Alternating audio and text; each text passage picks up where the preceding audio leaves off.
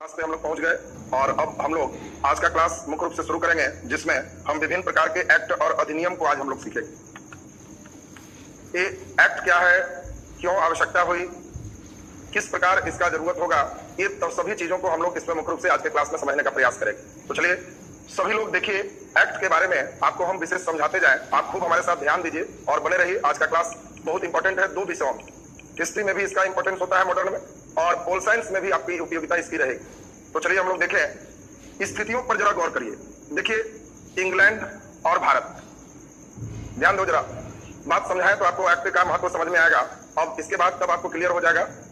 England होता क्या था, इंग्लैंड यूरोप की कंट्री थी और इंग्लैंड के बगल में ही एक नीचे देश था जिसका नाम था पुर्तगाल। और पुर्तगाल लगभग 1500 ईस्वी से भारत में बिजनेस को शुरू कर दिया।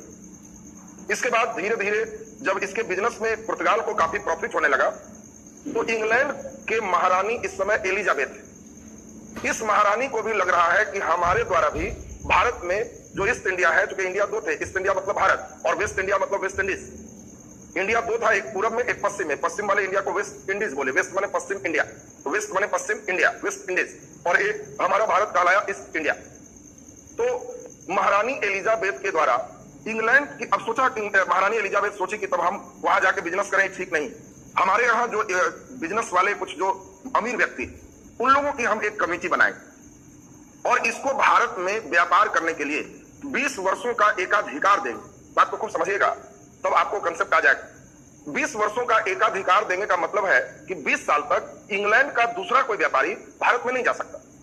उसको अगर किसी दूसरे व्यक्ति को भी कुछ बेचना है तो वह इस कंपनी को दे, कंपनी वहां बेचेगी। और इसके लिए सोच सकते हैं वर्ष का अंतिम दिन 31 दिसंबर 1600 को, 31 दिसंबर 1600 को महारानी एलिजाबेथ एक कागज पर दस्तखत करके दी। ईस्ट इंडिया कंपनी के नाम से यह कंपनी स्थापित हुआ और एलिजाबेथ ने यहाँ पे उसको अधिकार दिया कि तुम ही लोग भारत में सिर्फ होगे, जो भी सामान बेचना है तुम ही केवल बेचोगे, इंडिया के साथ भी और चीन के साथ भी। दूसरा कोई हमारा व्यापारी उधर की ओर नहीं बेच सकता है। दूसरा बेचेगा तो उसको हम गैर कानूनी करेंगे और उसको हम सजा देंगे। और तुमको यहाँ पर एक काम करना होगा। क्या काम करना होगा? तो इंडिया में या चीन में बिजनेस से जो प्रॉफिट कमाओ, उस प्रॉफिट का कुछ हिस्सा हमारे पास इंग्लैंड के महारानी को भी मिलेगा, जिसका लाभ इंग्लैंड के निवासियों को मिल सके। देखिए, सिस्टम को समझिएगा कैसा सिस्टम है, क्योंकि जब तक सिस्टम नहीं समझेंगे एक्ट पढ़ने में मजा ही नहीं आएगा। और जो लड़के यहाँ पर सिस्टम समझ जाएंगे वो लोग को एकदम क्लियर हो जाएगा। तो ईस्ट इंडिया कंपनी कुछ अमीर लोगों की कंपनी है, जिसको 20 साल के लिए यह एकाधिकार मिला कि वह भारत और चीन ये दोनों देशों के साथ बिजनेस करे, और इस बिजनेस में जो भी प्रॉफिट होगा उसका एक हिस्सा इंग्लैंड के निवासियों को भी लाभ में मिलना चाहिए। यही चीज देखिए, यहां से अब शुरू हो गया व्यापार का क्रम। लेकिन साइन हुआ 20 साल के लिए, स्थिति बदल गई। 1608 तक इंग्लैंड के कोई व्यक्ति भी भारत नहीं आ पाए। 1616 तक हम लोग देखे, captain Hawkins, sir Thomas Roe, सब नाम आप सुने, ये लोग 1616 तक में इनको कुछ परमिशन मिल रहा है। तो ईस्ट इंडिया कंपनी का कहना है कि सब 20 साल के लिए आप परमिशन दिए, 1616 मैंने 16 साल हो गया, अभी तक बिजनेस शुरू भी नहीं हुआ, तो हम लोग क्या प्रॉफिट कमाएंगे? इतना दूर की यात्रा है, कैसे प्रॉफिट होगा? तो इंग्लैंड की संसद, जो वहां पे मुख्य रूप से जिम्मेवार थे कुछ भी करने के लिए, इस संसद द्वारा भी इनको पास किया गया।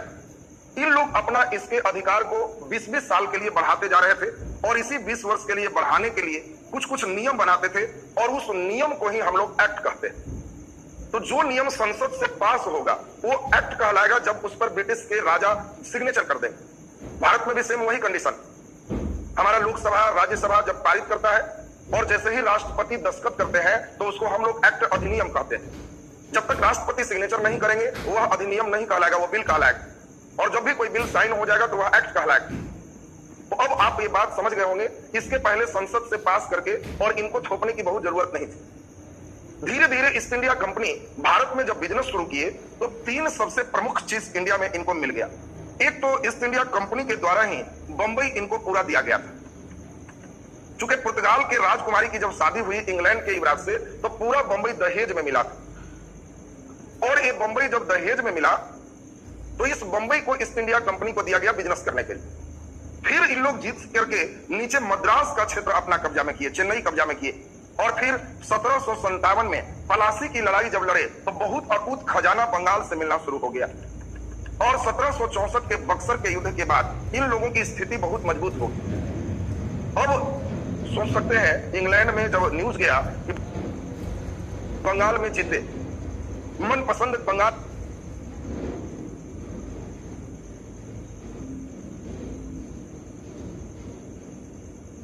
के नवाब मीर कासिम को बनाए, मीर जाफर को बनाए, तो मीर जाफर मीर कासिम इंग्लैंड ही खुद बदल के बना रहे और पूरे उनके खजाना को अपने अधिकार में कर रहे। ये सभी लेकिन वो अपने खर्च में नहीं दिखाते थे। ईस्ट इंडिया कंपनी धीरे धीरे काफी स्टाफ रख लिया इन 3 क्षेत्रों के लिए और उन लोग अपना खूब लूट रहा है, खूब अमीर हो रहा है, वो आय में नहीं दिखा रहा है। और इंग्लैंड जब कह रहा है कि क्या जी बंगाल वाला फायदा, तो फायदा वही ना दिखाएगा जो यहां से सामान चला, जितना में बिका उसका प्रॉफिट यहां देगा। ये खुद यहां लड़ा तो कहा कि इसका प्रॉफिट हम क्यों देंगे। ये तो वही वाली बात हो गई कि आपको हम भेज रहे हैं कि जाओ फलाने जगह पे तुम बिजनेस करो और हमारा पैसा होगा, दूसरा कोई नहीं जाएगा और तुमको वहां देंगे, तो आने जाने में जो भी होगा हमारे तरफ से और फायदा का 20% हम लेंगे। 100 रुपया फायदा तो 20 रुपया लेंगे। और तुम वहां पे किसी कारण से एक गांव वाले से उलझ गया, वो बहुत बड़ा आदमी था, उसके 500 बीघा जमीन, और तुम हमको बोला कि देखिए सर लड़ाई हो गया है सर, उलझ गए हैं उससे। हम कहे कोई बात नहीं, सेना हम और देते हैं। और तब बहुत सारे आदमी लेके इसको मार पीट के ठीक किए और यहाँ करोड़ों रुपया मिला। और हम हिस्सा खोज रहे हैं कि बोलो जी ई वाला, तो तुम कह रहे हो ये बिजनेस थोड़े है, कागज में लिखा है बिजनेस का फायदा, ये तो हमको भाग्य से मिले। यही चीज यहाँ पे हो रहा है। 1764 के बाद अब ईस्ट इंडिया कंपनी एक नया गेम खेली, हर साल यहाँ के बिजनेस में घाटा दिखाना शुरू कर दी। देखो गेम कैसा है, अब हर साल ऑन पेपर दिखा रहा है कि हमको घाटा हो रहा है क्योंकि सामान जो ला रहे हैं वो बेच रहे हैं उसमें नुकसान है। यहां से वो अपना प्रॉफिट कर रहा है जो दिखाई नहीं दे रहा, ऑन पेपर नहीं है, कागज में नहीं।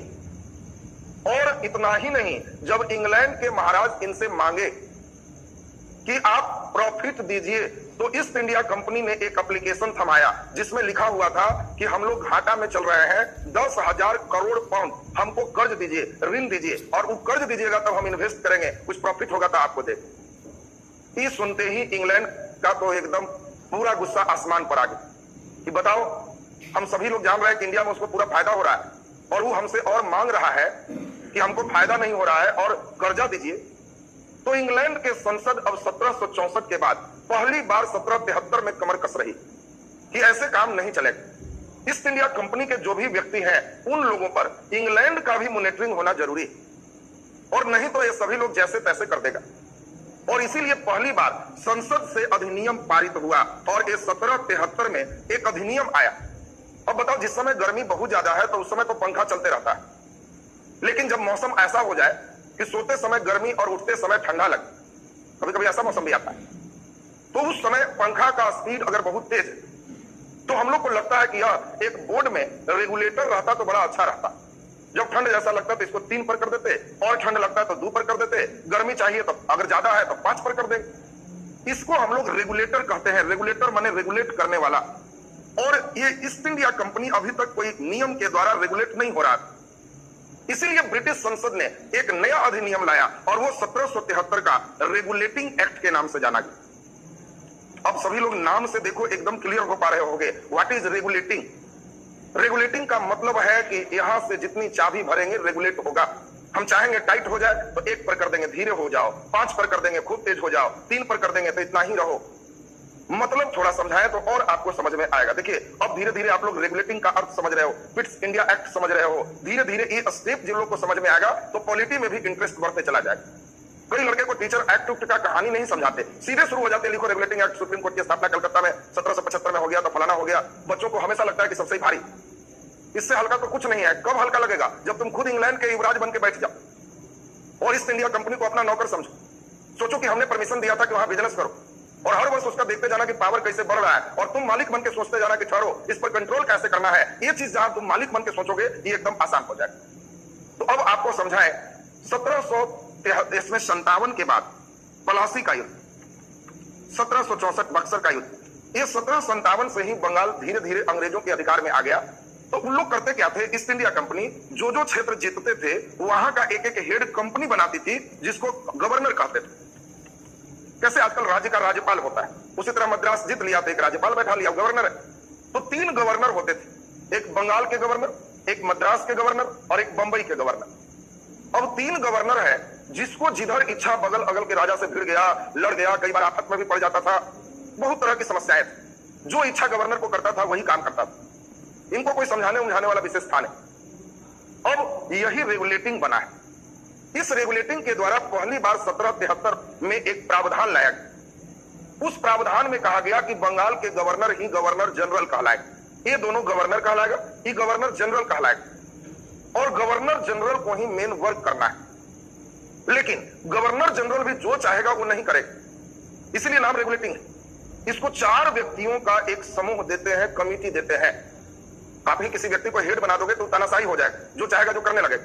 लेकिन उसको 4 व्यक्तियों का, 4 मेंबर का एक कमिटी बना दी और 4 व्यक्तियों के कमिटी को बनाने के बाद इनको स्पष्ट कहा गया, जो गवर्नर जनरल जिनको कह रहे हैं, इनको कहा गया कि आप अपना दिमाग मत लगाइए, कोई भी बात ये लोग मिलकर करेंगे। जो आपको 4 दिए हैं वो एक्सपर्ट लोग, ये चारों बहुमत से जो पार कर दे, मतलब 3 आदमी जो कह दे आपको करना है, दिमाग नहीं लगाना। हाँ 50-50 पे आ गए, ये चारों में ही 2 एक तरफ है, 2 एक तरफ है, तब आप अपना निर्णायक मत दे सकते और फिर जो निर्णायक दीजिएगा बहुमत से, फिर वही काम हो। अब सोचिए धीरे धीरे अब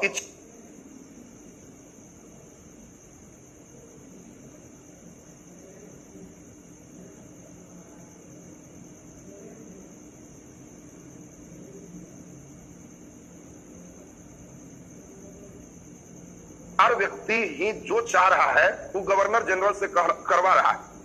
अधिनियम तो बन गया, लेकिन इस अधिनियम के बनने के बाद ये चारों में ही दोस्ती ज्यादा रहे, 3 एक जगह रहे, चारों मिले रहे, गवर्नर को कोई वैल्यू ही नहीं। यहां तक कि रेगुलेटिंग एक्ट बना भी तो मद्रास और बंबई के गवर्नर भी ये मानने के लिए तैयार नहीं कि कहां लिखा हुआ कि हम तुम्हारे अंडर वर्क करेंगे, हमारी जो इच्छा होगी हम वही करेंगे। अब सोचो, इसको जो इच्छा है वो कर रहा है, इसकी जो इच्छा है वो कर रहा है। एक्ट के अधीन बहुत काम नहीं हुआ, चूंकि हड़बड़ में पहली बार एक्ट बना रेगुलेटिंग। उद्देश्य था ईस्ट इंडिया कंपनी को ठीक ठाक करना, नकेल लगाना, और धीरे धीरे उस पर नकल कसा रहा है। और इसी कारण से 1773 तो बहुत एक्टिव नहीं हो पाया। तब 1784 में एक नया एक्ट बनाया गया, पिट्स इंडिया एक्ट, और उस एक्ट के द्वारा स्पष्ट लिख दिया गया कि मद्रास और बंबई के गवर्नर बंगाल के गवर्नर के अधीन रहेंगे, इनके अंदर काम करेंगे, जो बंगाल वाला करेगा वो दोनों को कह दिया तो करना है। तो पिट्स इंडिया एकदम स्पष्ट किया। रेगुलेटिंग में स्पष्ट बहुत नहीं है।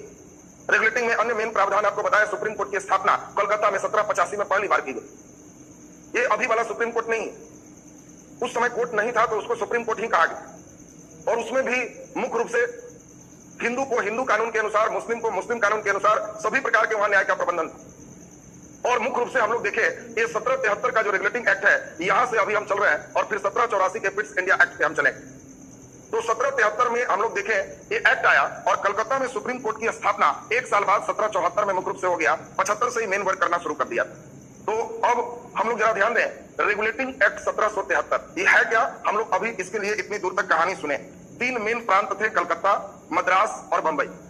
इन तीनों प्रांत के गवर्नरों को किस प्रकार से हम डील करें, कैसे हेड बनाए, ईस्ट इंडिया कंपनी का प्रॉफिट किस प्रकार से एक्चुअल हम जान पाए, इसके लिए इंग्लैंड के संसद ने प्रयास किया और इसने कलकत्ता में पहली बार सुप्रीम कोर्ट की स्थापना करवाया और बंगाल के गवर्नर को कहा कि गवर्नर जनरल होगा। प्रयास यही था कि इन दोनों गवर्नर से ऊपर होगा, लेकिन रेगुलेटिंग एक्ट में आपको हमने बताया कि दोनों गवर्नर इसकी बात नहीं माना। पिट्स इंडिया एक्ट के द्वारा ये बिल्कुल ये दोनों इसके अधीन हो गए और ये बंगाल के गवर्नर को डील करने के लिए 4 सदस्यों का एक कार्यकारिणी परिषद बनाया गया। यही है कार्यकारिणी परिषद। और कार्यकारिणी परिषद का मतलब है, कार्यकारिणी परिषद का उद्देश्य है कि इनको ही मेन कार्य करना था और गवर्नर जनरल को सहयोग प्रदान करना था। और ये जो बहुमत से निर्णय ले लेंगे वो वही गवर्नर जनरल को करना था। गवर्नर जनरल को अपना दिमाग नहीं लगाना था। ये नहीं कि आपको गवर्नर बना दिए तो जो इच्छा है वो आप करने लगे। और आपको हम कहें कि आप इस क्लास के मॉनिटर हैं, लेकिन आपको फिर 4 लड़के का हम एक कमेटी बना दी कि आपको कुछ नहीं करना है, चारों मिलके बहुमत से जो बोलेगा, 3 लड़का बोल दिया तो आप उसको करना है, अकेले कोई निर्णय मत ले। हाँ 2-2 में है तो आप जिसके तरफ कहोगे वो निर्णय चलेगा। और यही गवर्नर जनरल को बहुमत पर निर्णय लेना था। 4 सदस्यीय कार्यकारिणी परिषद है। तीनों बात रेगुलेटिंग एक्ट से ऑब्जेक्टिव में आता है। पहला तो पूछा जाएगा कलकत्ता में सुप्रीम कोर्ट की स्थापना किस एक्ट से हुआ, तो रेगुलेटिंग एक्ट 1773। सुप्रीम कोर्ट की स्थापना तो 1774। फिर पूछा जाएगा कि रेगुलेटिंग एक्ट 1773 में कितने सदस्य की कार्यकारिणी परिषद थी, 4 सदस्य।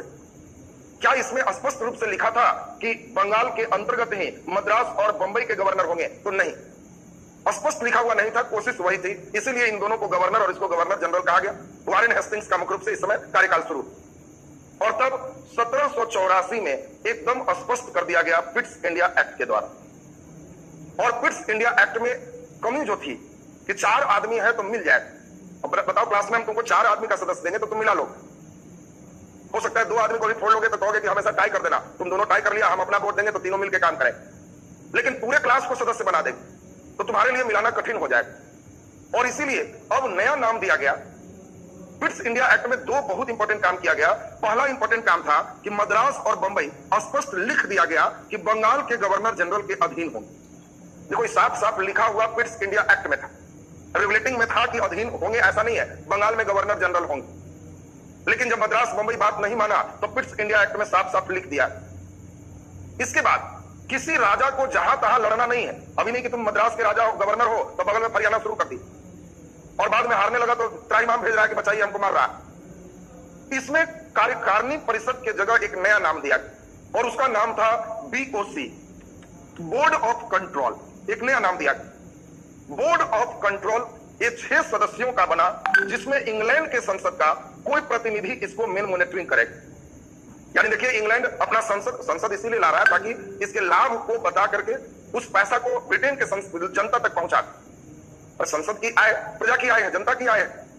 भारतीय संसद कहे कि हमारा इतना आय हुआ तो किसी न किसी रूप में गरीबों को भारतीय जनता में ही मिलना, अमीरों को ही मिलेगा तो भारतीय लोग को ही मिलना है। और इसीलिए ब्रिटिश संसद का एक व्यक्ति बोर्ड ऑफ कंट्रोल में रहेगा, मॉनिटरिंग करेगा और 6 सदस्य बोर्ड ऑफ कंट्रोल में ये राय देगा।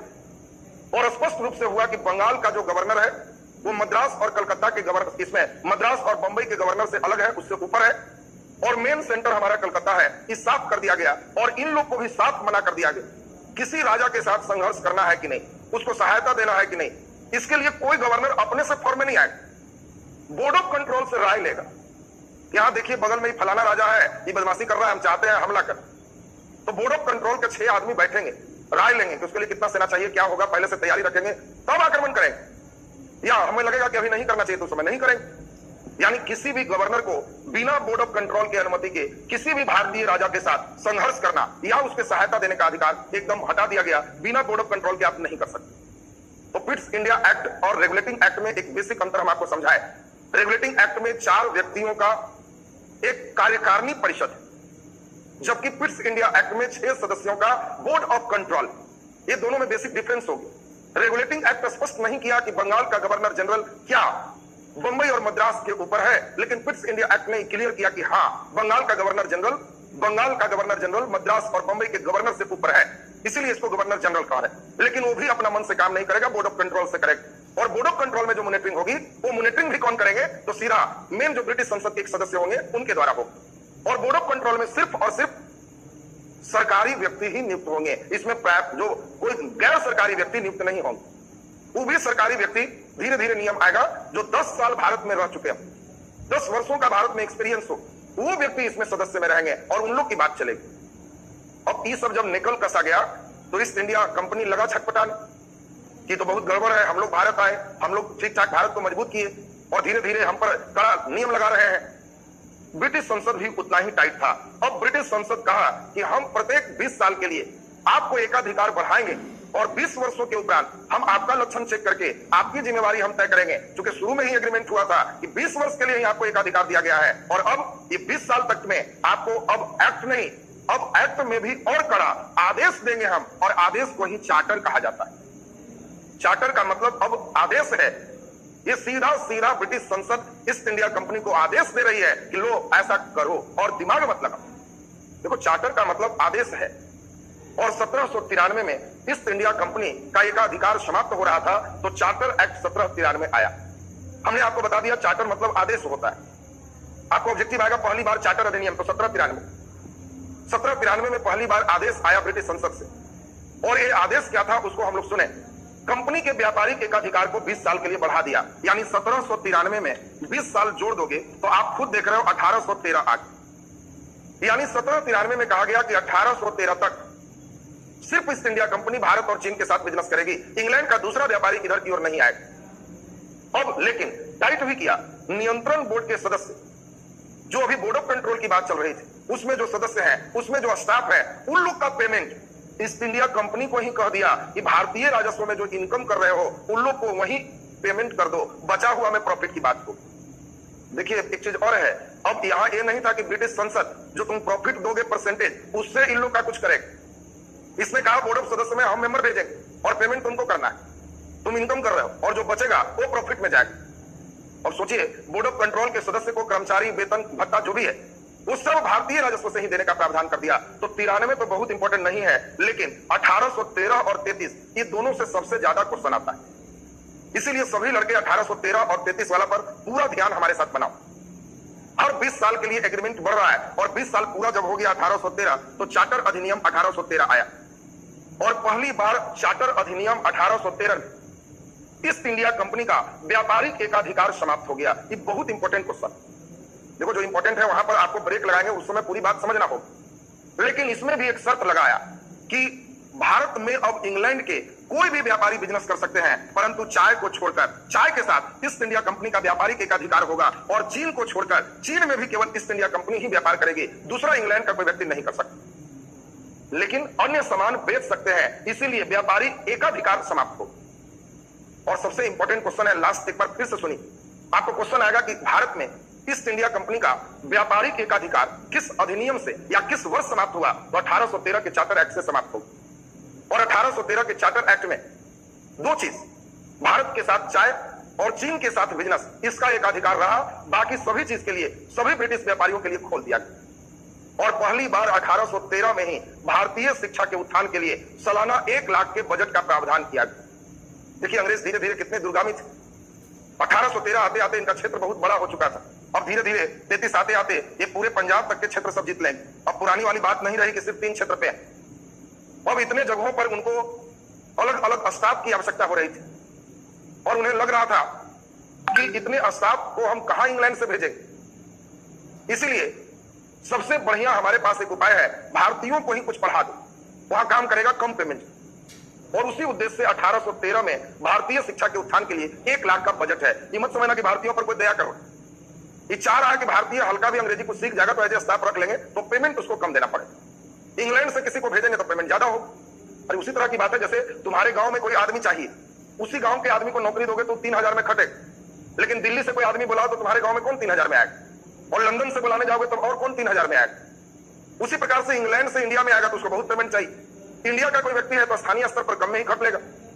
और इसीलिए शिक्षा का उपाय 13 में ही उन्होंने सोच ली। तो आपको इंपॉर्टेंट चीज एकदम दिमाग में आ गया, ईस्ट इंडिया कंपनी का व्यापारिक एकाधिकार 1813 के चार्टर द्वारा समाप्त हो गया। और 1813 में हम लोगों ने देखा सिर्फ 2 चीज, भारत के साथ चाय और चीन के साथ बिजनेस, ये 2 चीज ही ईस्ट इंडिया कंपनी का एकाधिकार रहा। अब इंपॉर्टेंट यहां पर है चार्टर एक्ट 1833। हर 20 साल पर चार्टर एक्ट आ रहे हैं। 20 साल पर चार्टर आ रहे हैं तो आपको हमने 20-20 साल घटा लेना, इसमें 20 गया 1813, इसमें 20 गया 1793। और इसीलिए चार्टर एक्ट आपको ध्यान रखना है, हर 20-20 साल का स्टेप है। क्यों? 20 साल के लिए ईस्ट इंडिया कंपनी को व्यापारिक एकाधिकार मिलना और समाप्त होना, मेन ये चीज डिपेंड कर रहा था। और 1833 में ये लीजिए नया लफड़ा आ गया, कंपनी का पूर्णतः व्यापारिक एकाधिकार समाप्त हो गया। ब्रिटिश संसद ने निर्णय लिया कि भारत में ईस्ट इंडिया कंपनी केवल राजनीतिक काम करे, बिजनेस पर ध्यान नहीं दो। अब बिजनेस से बहुत ऊपर का चीज इंडिया होगी, वहां शासन पर ध्यान दो, क्षेत्र बहुत बड़ा हो गया। और अब इस क्षेत्र में बंगाल के गवर्नर कहना ठीक नहीं है, पूरे भारत पर अब हमारा लगभग कब्जा है। इसीलिए 1833 के चार्टर के द्वारा बंगाल के ही गवर्नर को अब भारत का गवर्नर जनरल कहलाने लगा। आपसे इंपॉर्टेंट क्वेश्चन आएगा कि बताओ बंगाल का गवर्नर जनरल कब भारत का गवर्नर जनरल कहलाया? तो ये चार्टर एक्ट 1833। और 1833 में चाय का एकाधिकार भी खत्म, चीन के साथ व्यापार का एकाधिकार भी खत्म, कोई भी इंग्लैंड की कंपनी आके बेचेगी। और ईस्ट इंडिया कंपनी को कहा गया केवल राजनीतिक काम करे। अब देखिए धीरे धीरे कैसे ईस्ट इंडिया कंपनी का फर्क उतरा गया, ये आप 1773 से ही लगातार देख रहे हैं। 1773 के पहले यही ईस्ट इंडिया कंपनी इंग्लैंड को कह रही थी कि हम घाटा में चल रहे हैं, कर्ज मांग रही थी। और जब इंग्लैंड के संसद कानून बना बना के उनका पंख कतर दिया तो सोचो बंगाल का गवर्नर जनरल भारत का गवर्नर जनरल हो। फिर 20 साल इसमें जोड़ दीजिए और 33 में 20 साल जोड़ेंगे तो चार्टर एक्ट 1853 होगा। और चार्टर एक्ट 1853 हम लोग थोड़ा सा समझते हैं तो इसमें और बात आपको क्लियर हो जाएगा। अब इस समय भारत के गवर्नर जनरल बहुत पावरफुल था, कारण नियम वही बनाता और कार्य भी वही करता। इसीलिए 1853 के चार्टर के द्वारा कार्यपालिका और विधायिका को अलग करने के लिए 12 व्यक्तियों का एक विधान परिषद की स्थापना होगी। ये 12 सदस्य में जितने मेन लोग थे सबको शामिल किया गया। सेना का हेड है आ जाओ, सुप्रीम कोर्ट का हेड है तब भी तुम भी आ जाओ, और न्यायालय का हेड है तब भी तुम आ जाओ। 12 सदस्य एकदम जो मेन है, एक विधान परिषद इनको बनाया। और अब एक नया चीज सोच रहा है इंग्लैंड कि ईस्ट इंडिया कंपनी को अब एकदम हम ठीक ठाक कर दे, और इसीलिए कि 12 सदस्य विधान परिषद वाला जो देख रहे हैं, धीरे धीरे इसी को और बढ़ा देगा और इन्हीं को पावर दे देगा कि इंडिया के लिए तुमको जो समझ में आए, जैसे समझ में आए, तुम खुद कानून बनाओ और काम करो। इंग्लैंड से पूछने की जरूरत नहीं। अब हर बात कितना इंग्लैंड से पूछते रहेगा? इंग्लैंड का संसद अपना काम करेगा कि इंडिया वाला काम करेगा? और इसीलिए ये धीरे धीरे इनका पावर बढ़ेगा। 1853 में सब चीज सही चल रहा था, लेकिन उसी समय सबको मालूम है 1857 में भयंकर विद्रोह होगी। 20-20 साल पर चार्टर आना था, अगला चार्टर 20 साल जोड़ते तो 1873 में आता, लेकिन सिर्फ 4 ही साल बाद 1857 में भयंकर विद्रोह होगी। और ऐसा विद्रोह हो गया कि बहुत मुश्किल से अंग्रेज इस विद्रोह को शांत करवाए। और अब ब्रिटिश संसद कह रही है कि ईस्ट इंडिया कंपनी को छोड़ दीजिए, उसको हटा दीजिए, अब डायरेक्ट हम लोग शासन करें, डायरेक्ट हमारा व्यक्ति होगा। अब ईस्ट इंडिया कंपनी तो 20 साल के लिए दिया गया था लीज, उसको बहुत बार 20 साल बढ़ा दिए, अब कितना बढ़ाएंगे? और इसीलिए 1857 की क्रांति के बाद 1858 में जब क्रांति खत्म हुआ तो अब ईस्ट इंडिया कंपनी का शासन ही समाप्त कर दिए। अब चार्टर की जरूरत नहीं है, आदेश की जरूरत नहीं है, अब इंग्लैंड खुद कानून बना रहा है। इसीलिए इसका नाम है भारत सरकार अधिनियम 1858। अब आपसे यहां क्वेश्चन है कि भारत का सबसे अंतिम चार्टर कब पारित हुआ? तो 1853।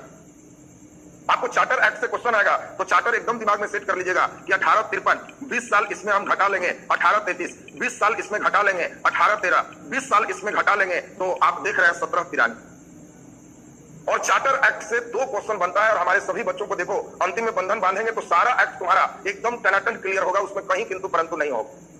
तुमको अब देखो, अभी जहां तक पढ़ा वहां तक कितना जल्दी पहुंच जाओगे। अब अभी तुम सीखा 1773, 1784, 1773 में रेगुलेटिंग एक्ट आया, 1784 में पिट्स इंडिया एक्ट आया, और यहां से यहां ये सभी चार्टर एक्ट कहलाए। और इसीलिए 1793 का चार्टर, 1813 का चार्टर, 1833 का चार्टर और 1853 का चार्टर।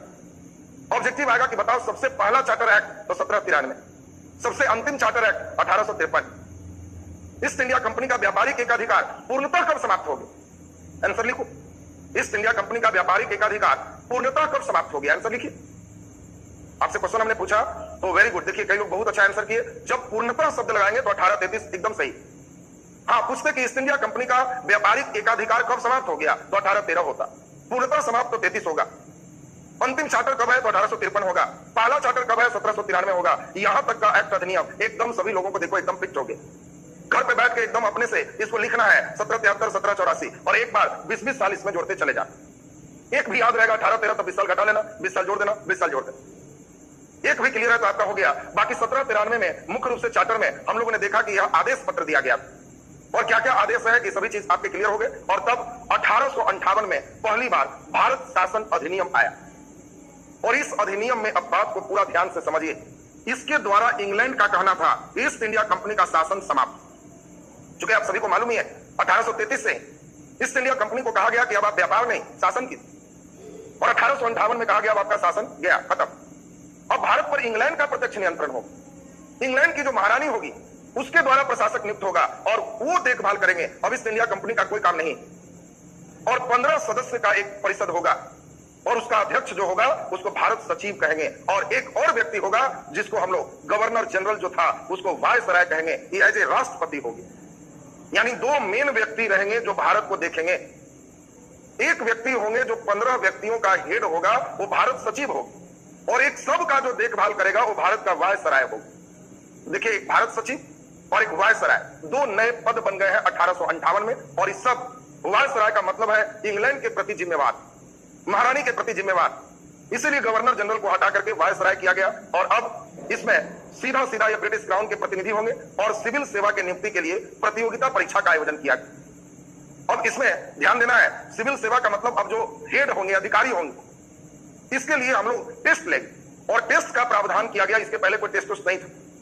और तब 1858 के बाद 1861 का परिषद अधिनियम होगा, फिर मोरले मिंटो सुधार अधिनियम होगा, फिर मॉन्टेग्यू चेम्सफोर्ड सुधार अधिनियम होगा, और तब लास्ट 1935 का भारत शासन अधिनियम होगा। एक क्लास और में आप अधिनियम बढ़िया से सब समझ पाओगे। तब एक बार पूरे ध्यान से पढ़ लेना, एक्ट अधिनियम से क्वेश्चन आपको बन जाएगा। अब यहां तक आपको आज का क्लास कर दिए, यहां तक खूब बढ़िया से आप पढ़ के रखेंगे। और नेक्स्ट क्लास आपका अगला कल होगा। कल एक्ट अधिनियम और बाकी सिस्टम आपके कंप्लीट हो जाएंगे। आज का क्लास आपका यहीं तक। धन्यवाद सभी को। पीडीएफ अभी ऐसा करते हैं, पीडीएफ कई लोग मांग रहे हैं, आज हम टेलीग्राम पर डाल देते हैं। टेलीग्राम विद्या एजुकेशन भाई राहुल सर में जुड़े रहना, टेलीग्राम में भी डाल देते हैं। देखिए पूछ रहे हैं डू और डाई का नारा किसने दिया था, कहां खोए रहते हैं विजय जी, कब का समझा चुके थे डू और डाई, भारत छोड़ो आंदोलन महात्मा गांधी के द्वारा कब का समझाया हुआ है आपको। पीडीएफ आज टेलीग्राम पर डाल देंगे और उसके बाद आप कर लेंगे। आज यूट्यूब पर क्लास नहीं है, यूट्यूब नहीं, ऐप पर ही क्लास होगा। यूट्यूब पर क्लास कल आप लोग सभी लोग जरूर कीजिएगा। कल यूट्यूब का क्लास सुबह आपका 7:40-45 से लगभग शुरू होगा। पाई डायग्राम चल रहा है, आज भी यूट्यूब वीडियो डाला हुआ है, उसको देख लीजिएगा। और टेलीग्राम में उससे रिलेटेड क्वेश्चन दिया होगा, उसको बना लेंगे। कल भी यूट्यूब पर सुबह 7:40 में लगेंगे, उससे रीजनिंग वाला मैथ का सेक्शन एक आपका कंप्लीट हो जाएगा। चलिए अब इसमें गांधी जी नहीं आ रहा है, किसी में गांधी जी नहीं आ रहा है, गांधी जी नहीं आ रहा है आंसर में, तो आप सेट बना रहे होंगे, जो सड़ा हुआ किताब होगा उसका आंसर कुछ क्वेश्चन गलत छपा होगा। डू और डाई सिर्फ गांधी जी मारिएगा और कोई व्यक्ति नहीं मारिएगा। आप नेट पर सर्च कर लीजिए, आंसर वही आ जाएगा। आपका अगर आंसर में गांधी जी नहीं है तो आप समझ लीजिए जो किताब बना रहे हैं उसमें या तो ठीक से छपा नहीं, आंसर अशुद्धि होगा और कोई बात नहीं। डू और डाई कभी भी सर्च करेंगे महात्मा गांधी आएगा। चलिए तो आज का क्लास यहीं तक, कल हम लोग आगे चलेंगे। कल सुबह यूट्यूब पर भी आप क्लास कर सकते हैं।